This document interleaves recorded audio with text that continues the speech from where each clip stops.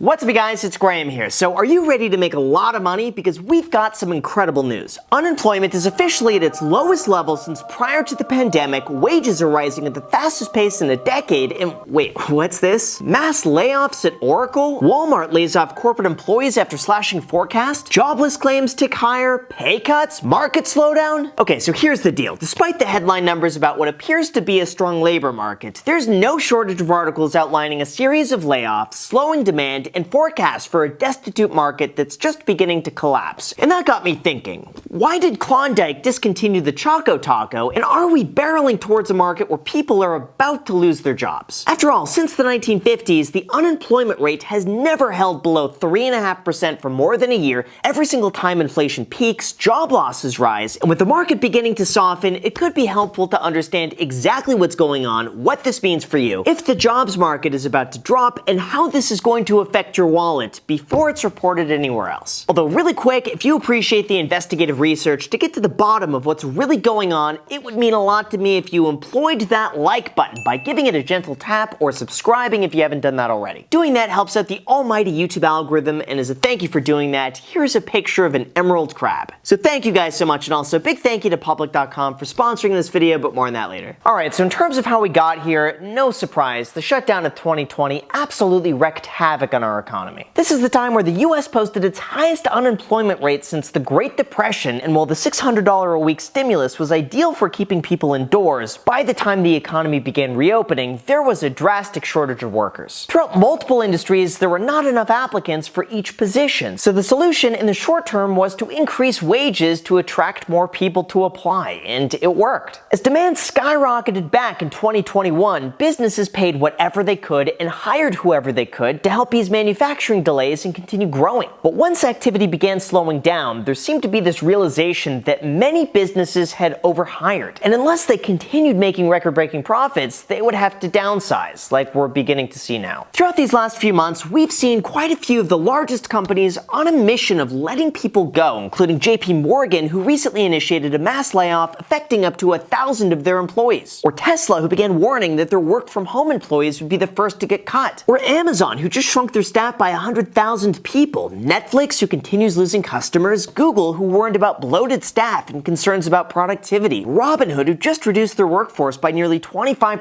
Walmart, who's adjusting to lower profits and less revenue, and even the company you would never expect, TikTok. However, what's really unique about these job losses is that they're not coming during a time where profits are declining. In fact, Time magazine pointed out that Oracle downsized their staff after reporting that revenue is up by 5%. Microsoft laid off 1,000 employees while reporting 2% higher profits, and Ford is letting go of nearly 10,000 employees while net income was up almost 20%. It's almost kind of like these companies know something that we don't. Well, before we go into that, on the surface, all of this seems completely out of the ordinary. After all, the United States added 528,000 jobs in July. The unemployment rate is currently at the lowest it's been since prior to the pandemic, and the best it's been since 1969, and people are still spending a lot of money. Retail sales, for example, rose 1% in the month of June, which is 11.2% higher than the year prior, and spending was higher across all industries except for luxury items. There's also an abundant demand for Airbnbs, food delivery, travel, and even airlines. In fact, American Express saw their highest spending month since prior to the pandemic. So if that's the case, then why are all these companies letting go of their employees, and is that something of concern? Although before we go into that, we gotta say a huge thank you to the sponsor of today's video, Public.com, because they're an investment platform that helps people be better investors. What I really like with Public is that their platform helps you understand what's going on in the market at all times, whether it's through their active community feed, their public live shows, or their interactive town halls. They're also leveling up the entire experience with Public Premium, which is their first subscription offering. You'll get advanced data, custom company metrics, and expert analyst insights. For example, let's say you want to track Netflix's subscriber growth, or the number of Tesla vehicles delivered last quarter, or Apple's revenue breakdown. Public Premium just makes it easy. You'll also be able to get market insights from Morningstar, a leading investment research firm. There's currently a waitlist to be added to Premium, but more people are being added every single week, so download the app today to get your place on the waitlist. Not to mention, for a limited time, time, when you sign up for an account at public.com/Graham, you could get all the way up to $10,000 depending on how much you transfer from another brokerage. Feel free to check out the additional terms down below in the description, and now with that said, let's get back to the video. But anyway, I digress. Like I mentioned earlier, it is surprising that besides the 1950s after World War II, the unemployment rate has never been able to sustain a level below 3.5% for more than a year. Just take a look at the data when unemployment was at its lowest. In 1953, high inflation caused a recession that more than doubled the unemployment rate. The same occurred in 1958 and 1969 when interest rates were increased. The 1970s and 80s recession was also caused by an era of high inflation, high unemployment, and rising rates, while the 1990s saw a time of restrictive Federal Reserve policies, 2000 saw the burst of the dot-com bubble, 2008 sent us into the Great Financial Crisis, and now here we are again with similar patterns to every other recession before us. It's also quite interesting that as inflation slows down, unemployment historically goes up, as shown throughout every year since 1949, most likely as a result of raising interest rates to bring down prices, which again is what we're seeing today. Just consider this, new companies are now reporting the highest level of layoffs since the peak of the pandemic, with over 65,000 let go in 2022 alone, with most of those in just the last few months. It's also apparent that the job market is beginning to slow down, with jobless claims beginning to rise to the highest level since November. On top of that, it's also reported that only 9% of tech workers feel confident about their job security right now, and the economist Peter Schiff also pointed out that all of the net 528,000 jobs added were part-time jobs, most of them low-paying service sector jobs. Okay, now that might sound a little over the top, but some of his thinking makes sense. Credit card balances are higher because everyday items cost more. Wages are rising, but they're not keeping up with inflation. Spending has increased, but only because each of those sectors is now significantly more expensive than they were a year ago. Interestingly enough, when you adjust for inflation, real spending has actually decreased across a multitude of industries. For example, it doesn't matter that fuel spending is up by 32% when prices have risen by 40%. Same applies to groceries. Even though you could look and say, hey, people spent 16.8% more money, they don't tell you that items like eggs are now 197% more expensive than they were a year ago. Meaning it might not be a good thing that people are spending more money right now, especially as credit card balances are increasing. This gives us a full, well-balanced view that sure, people are spending more money, but only because they have to spend more money to buy the exact same things that they had to a year ago. So in terms of what this means for all of us and the future of our economy, I have to say the data is somewhat concerning and worth taking into consideration of how it might impact you. From a business perspective, it appears as though companies are taking on a much more pessimistic approach in terms of future growth, slowing demand, and higher expenses. So they're taking an abundance of caution by laying off their workers now before they absolutely have to. After all, you don't want to save for an emergency fund the moment you actually need it. Instead, you take measures ahead of time so that you're prepared for whatever the economy throws your way, and that seems to be what's happening here. From my perspective, this appears to be the time where businesses are trimming the fat, optimizing their workforce, adjusting to shifting conditions, and making sure that they're in the best place possible to post a profit. And unfortunately, that comes at the cost of their employees. For shareholders, this actually seems to be celebrated because this would boost the company's bottom line. But for the employees, this seems to be a survival of the fittest mentality where only the top talent is able to stay. In a way, this is how the Federal Reserve could finally tame inflation, and with less money chasing a higher quantity of goods, prices can finally begin to decrease. This also explains why unemployment is always so low at the peak of the market with loose monetary policy that allows businesses to overexpand, and then as soon as that reverses, unemployment skyrockets back up. This also applies to spending, where in this case, inflation needs to be considered, and when that's factored in, you could actually see a net decline as early as May of this year. From that, it's no wonder that businesses are preemptively laying off their workforce and preparing for a time where maybe they will need extra cash on hand to operate more efficiently. As far as what you could do about all of this, my honest advice is to make yourself as indispensable as possible. Now is absolutely not the time to be complacent, fly under the radar, and hope that no one notices that you're watching YouTube videos while you're at work. Yeah, I'm looking at you right now.